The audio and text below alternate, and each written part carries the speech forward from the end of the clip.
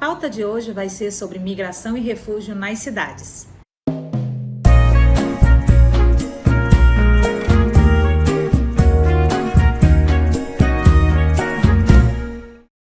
Meu nome é Soraya Pessino e eu tô aqui para falar sobre temas, sobre assuntos que sejam interessantes para os profissionais de relações internacionais ou para pessoas que têm interesse em atuar nessa área. Lembrando que o meu foco aqui é sempre a prática operacional, além dos processos humanizados, da humanização do trabalho das áreas internacionais, sejam elas nas cidades, nos estados, no governo federal, enfim. Então, a pauta de hoje será sobre o tema de migração e refúgio, um tema altamente relevante, crescente, que antigamente era uma coisa que só se discutia no âmbito de Europa, Estados Unidos, até porque existem hoje cerca de 258 milhões de pessoas que vivem fora das suas cidades de origem, dos seus países de nascença, e esse tema sempre foi de alta relevância no cenário internacional, mas para a questão da política externa, principalmente dos países da Europa e dos Estados Unidos. Entretanto, isso vem crescendo em todo o mundo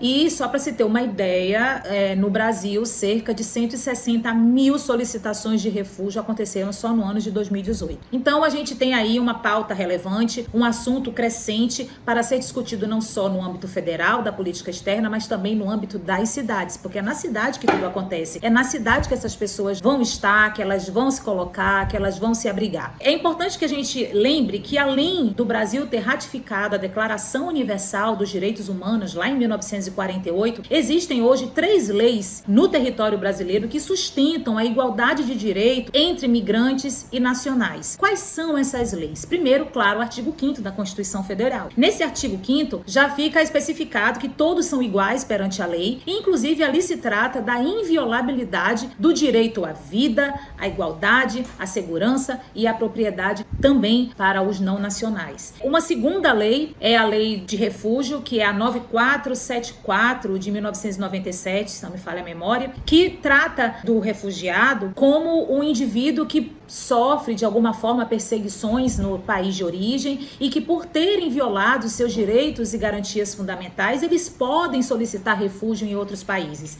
E com isso, a Lei de Refúgio no Brasil dá ao refugiado não só a defesa dos seus direitos, mas também as responsabilidades e os deveres dos migrantes em solo brasileiro. Então aí a gente já vê que o não nacional, ele tem direito, mas ele também tem deveres. E isso dá a ele as garantias que ele precisa para que ele possa circular livremente no nosso território, desde que esteja regulamentado. E a terceira lei é a Lei de Imigração, que é a 13445 de 2017. Nela estão claros os direitos e deveres dos migrantes em substituição ao Estatuto do Estrangeiro, lá de 1980. Então essas leis, elas na verdade garantem ao cidadão brasileiro a responsabilidade de cuidar de forma igualitária do estrangeiro e dar ao estrangeiro, ao refugiado, ao migrante, digamos assim, o amparo legal que ele precisa para a garantia dos seus direitos fundamentais. Então, por exemplo, se desde 2018 a gente tem tido um número crescente de solicitação de refúgios no Brasil, o governo automaticamente teve que criar instrumentos, mecanismos para lidar com essa crise humanitária, que não é nacional, ela é global. Daí, então, foi criada a Operação Acolhida. A Operação Acolhida, ela é uma parceria do governo brasileiro com organismos internacionais como OIM, Acnur, UNFPA, dentre outras instituições da sociedade civil, fundações internacionais, e por meio da Operação Acolhida é que foi criada o chamado processo de interiorização,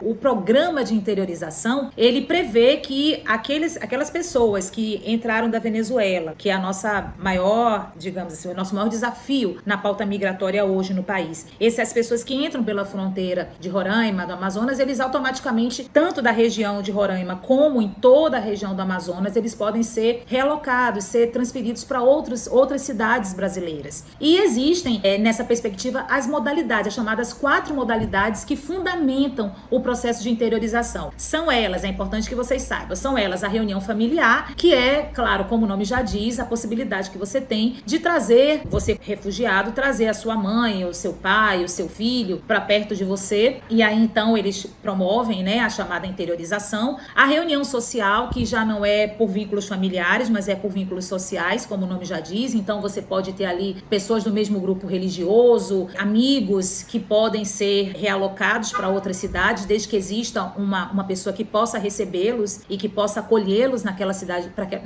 em que eles estão querendo ir. A oportunidade de trabalho, que é justamente a possibilidade que o refugiado tem de conseguir trabalho numa outra cidade, e a partir daí ele vai ser transferido para essa cidade, vai ter a possibilidade de levar sua família também e começar a sua vida em uma outra cidade, com apoio do governo federal. E a transferência abrigo-abrigo, que é, como o nome já diz, sair de um abrigo e ir para um outro abrigo que esteja, por exemplo, em São Paulo ou, enfim, no Rio, em outra cidade. Então, essas modalidades de acolhida fazem com que as cidades de vários lugares, de várias regiões do Brasil, comecem a receber um número maior de pessoas em situação de refúgio, além do processo migratório, que já acontece naturalmente por crises humanitárias, crises econômicas, crises climáticas, conflitos internos. São vários os fundamentos que fazem com que a mobilidade hoje seja muito grande em todo o mundo, seja a mobilidade espontânea, migratória, como a mobilidade forçada por meio do processo de refúgio, muitas vezes. Então, as cidades, elas começam a ter que se preparar para esse processo, né, para esse novo desafio. É importante que existam serviços socioassistenciais dignos, monitoramento da política de assistência local, atendimento qualificado, e aí que entra uma possibilidade grande de atuação do profissional de relações internacionais para o profissional de relações internacionais no mercado local, nas cidades, nos estados. E eu sempre falo que organizar a acolhida não se trata de intensificar o fluxo, mas de ter cuidado, de preservar os direitos e garantias dos indivíduos. Ao qualificar esse serviço, além de a gente poder se colocar na condição de cumprir a lei, né, de preservar os direitos e garantias do cidadão, do indivíduo, seja ele de que cidadania tenha, nós também podemos contribuir para a redução do trabalho escravo, para a redução dos casos de xenofobia, a diminuição do tráfico de pessoas, do contrabando de imigrantes, dos surtos de doença que acontecem muitas vezes nesse momento, né, do fluxo migratório, né, da chegada, do processo do refúgio, então, dos deslocamentos. Então, fica aí a dica de um espaço crescente para a atuação do profissional de relações internacionais, mas, acima de tudo,